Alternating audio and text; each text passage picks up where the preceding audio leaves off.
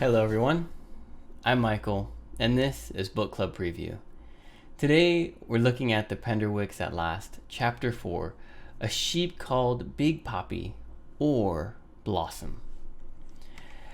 Now, Lydia and Batty have arrived at Arundel, and they start talking about Cagney. There's this new Cagney, or maybe older Cagney. They're talking about him. He's got married. He has kids. He's a history teacher. His wife's an art teacher. And they're just talking about all these different updates that Jane has gotten by talking on the phone with Cagney. And Lydia is really hoping that she can become friends with one of Cagney's children. When they arrive at the cottage, Lydia sees this face in the door, and then the face runs away. And so Lydia is feeling a little shy that Alice doesn't want to see her. But she goes and gets her father, we can guess, because Cagney starts to come out after Alice disappears. And he brings with him several chickens that are just falling at his feet. When Lydia sees the chicken, she's really excited. But when the dogs see the chickens, they get really excited. And so Batty asks Lydia to get out of the car, and Batty pulls the car away so that way the dogs don't freak out. Now Lydia is just stuck here with Cagney. But Cagney doesn't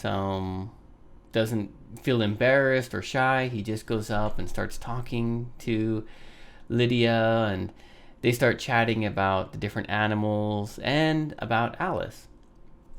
And Cagney's looking around, and he's, where is Alice? She should be here. And he says, let me go find her, and we'll bring her out.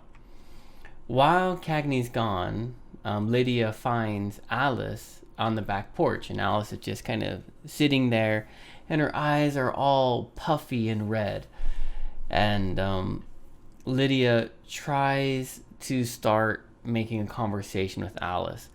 And it feels really, really awkward because Alice is in this position where her parents told her that she needs to be nice to Lydia, but Alice doesn't want to just follow her parents. And so whenever Lydia kind of tries to talk to her or say something, there's this fight kind of with Alice and her parents. If Alice had her own choice and Alice wasn't sad because her brother got to leave, she might feel really happy and become good friends with Lydia. But she kind of has this pressure from her mom and dad that she needs to play with Lydia or be friends with Lydia. The relationship isn't that good. As they're talking together and kind of talking about things.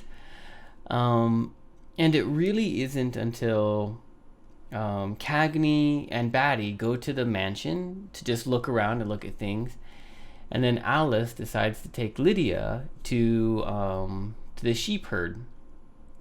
And when they get to see these sheep, there's one special one called Big Patty. And we find out that Alice's brother got to name the sheep, but Alice wanted to name the sheep Blossom. And while they're talking, Alice suddenly starts crying again. And she starts to feel... and Batty says, like, oh, I'm sorry, I heard you miss your brother.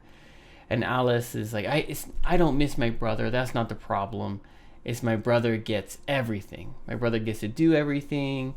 He always gets what he wants. And so she feels like life isn't fair right now. And but there's this moment where Alice starts to share kind of her feelings and her emotions and stuff. The girls end up having to go back quickly because they can hear the whistle. Cagney starts to do this kind of a whistle like a bird, and Alice knows that means she needs to come home. And that's where the chapter ends. Some vocabulary words that you might have trouble with. The first one is unperturbed.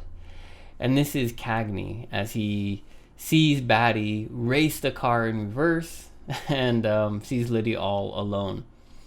Unperturbed means like not bothered. Perturbed means like a little bothered or frustrated, and then can be not. So he's not bothered. He's not. He doesn't feel like there's anything blocking his path, and he just moves forward. Whereas Lydia, on the other hand, she feels perturbed in a way, not bothered at Cagney, but she feels like there's this barrier or something awkward, and it doesn't feel natural. So she feels kind of shy in a way. But not Cagney. He just goes and talks to her. The next one is precipitous, and this also is another word very close in the same sentence. Precipitous can mean like high and sharp, like a mountain edge. And it can also mean a quick action done without thought.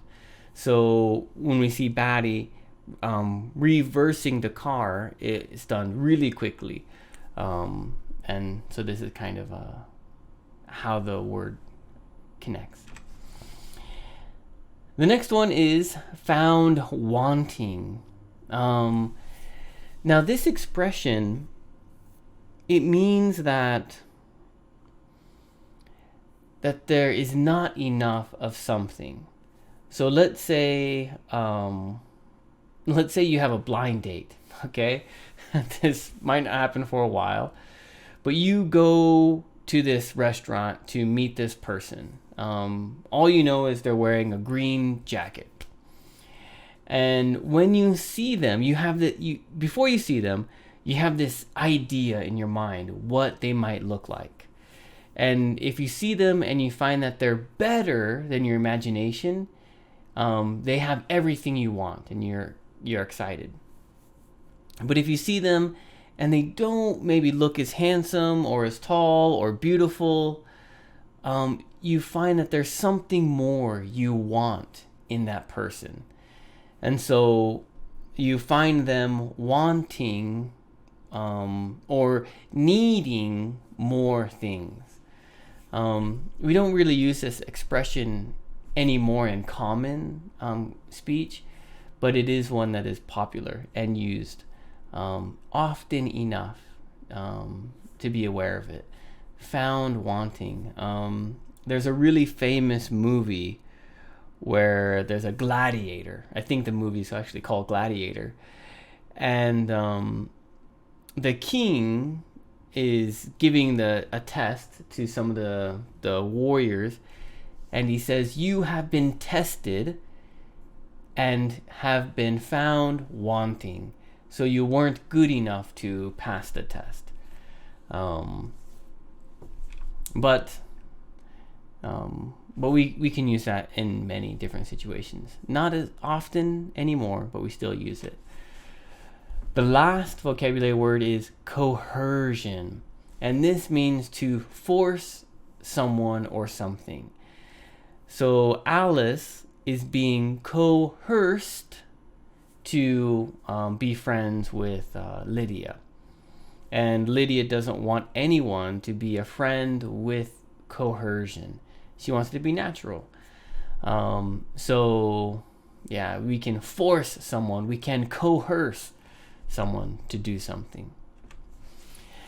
A discussion question I'd like to ask you is, have you ever been forced to be a friend? Have you ever been coerced by your parents? Maybe your cousins came over and your mom and dad said, "Be nice and be welcoming," but maybe you were in a bad mood that day and you didn't want to be nice to them. I don't know. Have you ever felt coerced to be a friend? Or in any other situation, have you ever been forced to do something that you didn't want to do? And as always, please write your own question in the comments. We want to have time to be able to think about answers to your questions. So please take the time to write a comment so that way we can know the best way to answer your question. This is all the time we have for today. Thank you so much for joining me for another book club preview. Bye-bye. Hey, if you have any questions about the video today, please feel free to leave a comment in the comment section. If you had any other vocabulary words that you wanted to know what they meant, let me know. And also, if you're interested in maybe joining one of these book clubs, please leave a comment and I'll get back to you. Thank you so much for watching. Bye-bye.